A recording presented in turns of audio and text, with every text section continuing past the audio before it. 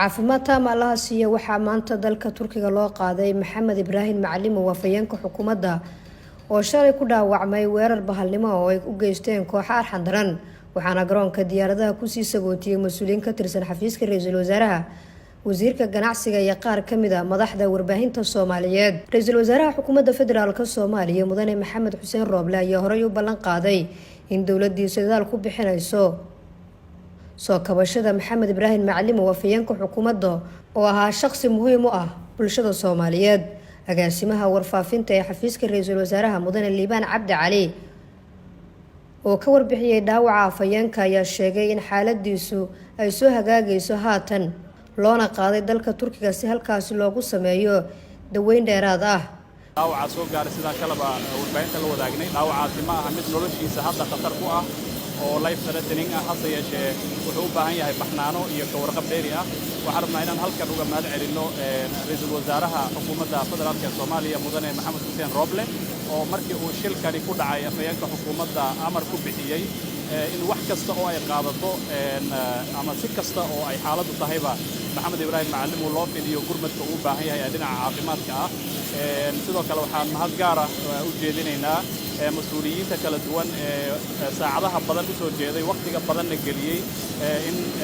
dardaarankaas iyo amarkaas ra'iisul wasaaruhu bixiyay la fuliyo madaxda warbaahinta iyo mas'uuliyiintii garoonka diyaaradaha ku sii sagootiyay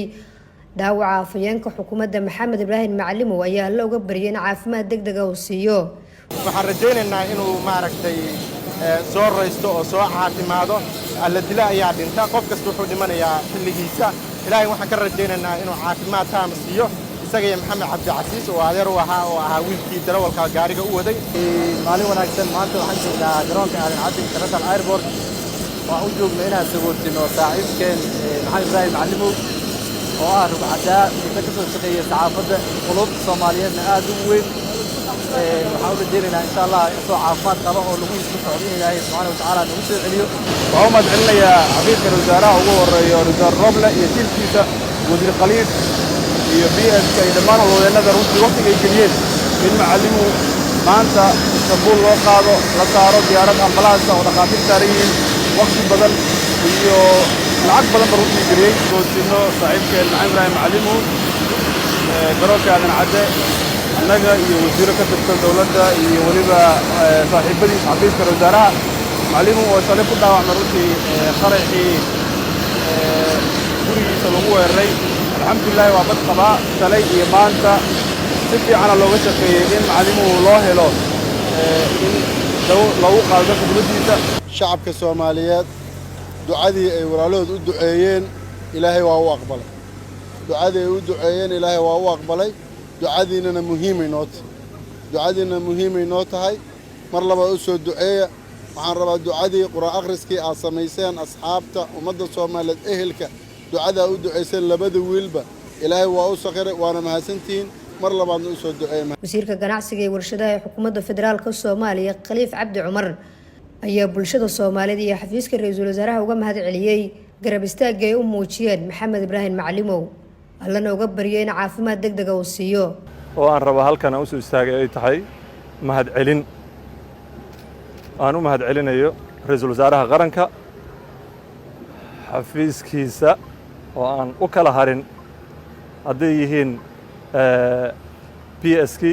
permanent secretary ku xigeenkiisii agaasimayaashii kale protocolkii bahdi miidiyaha dhammaantood aan u kala harin arrintan iyo ka qayb qaadashada walaalkood inay u gurmadaan dhaawiciisana ay sagootiyaan argagixisada space kuma laha ama boos kuma laha Soomaaliya insha Allah waana iska qaban doonaa ciidankeena Soomaaliyeed hadda aad buu maaragtay u dhismayaa insha Allah wajiga xigana iyaga loo jeesan doonaa waxaan Ilaahay ka rajaynaynaa doorasho nabada oo wanaagsan oo khayr qabto mar kalena maxaan u mahad celinayaa ku soo gunaanadaya ra'iisul wasaaraha qaranka garab istaagii hiil iyo hoogi uu la garab istaagay afayeenkii xukuumadda Nasr Bashiir Cali warbaahinta qaranka magaalada Muqdisho.